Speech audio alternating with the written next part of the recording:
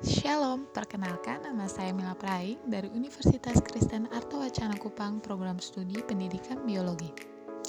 Lewat video ini, saya akan menjelaskan tentang metode bioteknologi konvensional dan modern. Untuk itu, simak video selanjutnya ya. Apa itu bioteknologi? Bioteknologi adalah cabang ilmu biologi yang mempelajari pemanfaatan makhluk hidup maupun produk dari makhluk hidup dalam proses produksi untuk menghasilkan barang dan jasa yang dapat digunakan oleh manusia. Berikutnya, perbedaan bioteknologi konvensional dan modern. Bioteknologi konvensional memanfaatkan organisme secara utuh, sedangkan bioteknologi modern memanfaatkan komponen atau bagian tubuh tertentu dari organisme. Kemudian, bioteknologi konvensional tidak merubah sifat organisme, sedangkan bioteknologi modern dapat merubah sifat organisme. Pada bioteknologi konvensional, teknologi yang digunakan relatif sederhana, sedangkan bioteknologi modern sudah menggunakan teknologi yang lebih canggih. Bioteknologi konvensional biayanya relatif murah, sedangkan bioteknologi modern relatif mahal biayanya. Prinsip dasar bioteknologi konvensional adalah memanfaatkan organisme utuh secara langsung tanpa proses rekayasa, sehingga pemanfaatannya masih sangat terbatas. Bioteknologi konvensional ini biasanya dilakukan melalui proses fermentasi. Bioteknologi konvensional biasanya dimanfaatkan dalam produksi pangan seperti makanan sehari-hari dan juga pada bidang pertanian. Contohnya dalam pembuatan pupuk kompos. Biasanya bioteknologi konvensional menggunakan bahan-bahan yang bertujuan untuk mengurangi biaya. Metode bioteknologi konvensional yang sering digunakan adalah pada proses fermentasi. Contohnya yaitu pada pembuatan roti. Nah, pembuatan roti ini melibatkan penggunaan ragi yang menggunakan bakteri Saccharomyces cerevisiae yang memecah gula dan pati dalam tepung, sehingga roti jadi mengembang. Yang berikut yaitu proses pembuatan kecap, melibatkan juga metode fermentasi di mana menggunakan jamur dan bakteri, yaitu Aspergillus oryzae dan Aspergillus cerevisiae. Berikutnya yaitu proses pembuatan tempe, di mana proses pembuatan tempe ini juga masih menggunakan metode fermentasi, yang dimana menggunakan ragi tempe yang pada dasarnya adalah kumpulan spora dari jenis jamur Rhizopus, terutama Rhizopus oligosporus dan Rhizopus oryzae. Kemudian jamur ini berperan dalam proses fermentasi kedelai yang mengubahnya menjadi protein.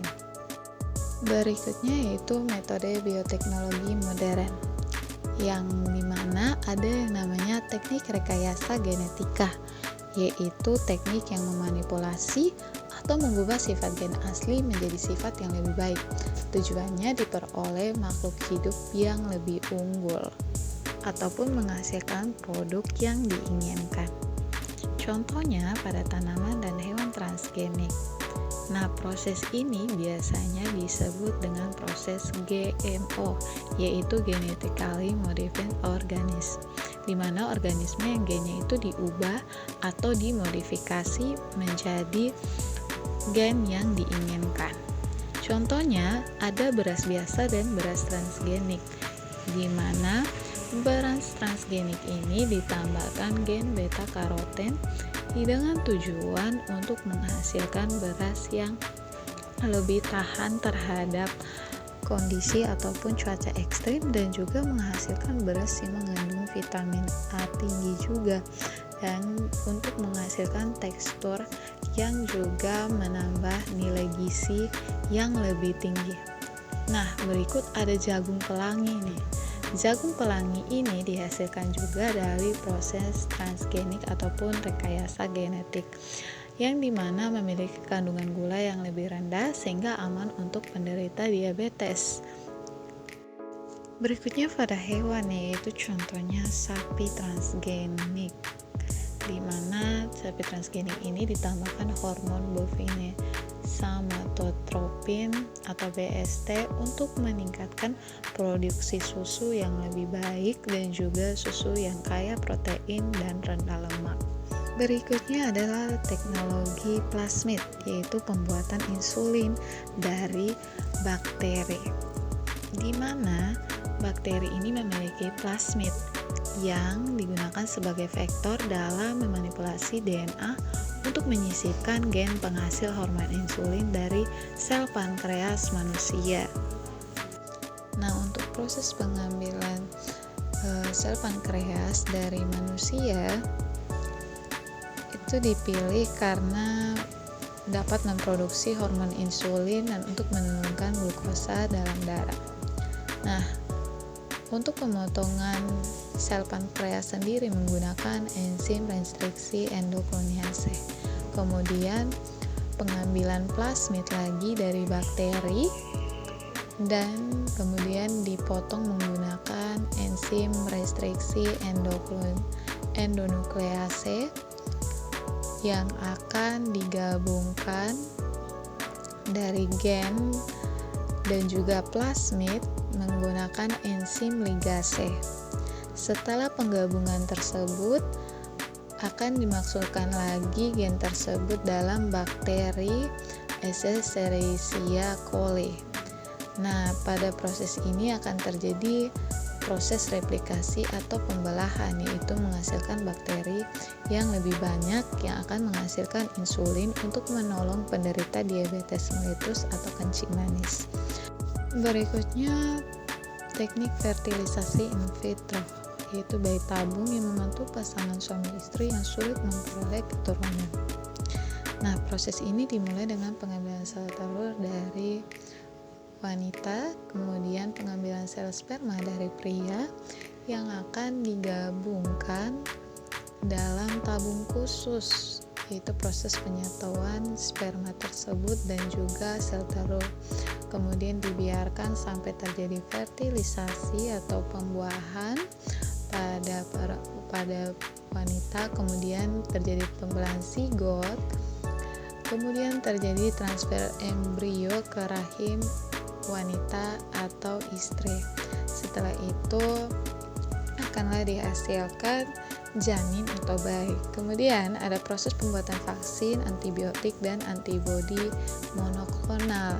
Nah, kita pernah dengar vaksin ataupun kita telah melakukan vaksin. Vaksin ini berasal dari mikroorganisme yang dilemahkan atau sudah dimatikan,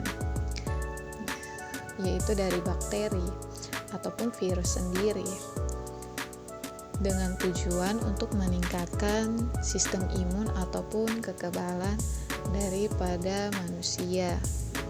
Berikutnya ada metode bioteknologi di bidang lingkungan bertujuan untuk memperbaiki lingkungan dan mengurangi pencemaran lingkungan. Salah satu metodenya yaitu bioremediasi, di mana pemanfaatan mikroorganisme untuk menguraikan polutan yang mencemari lingkungan.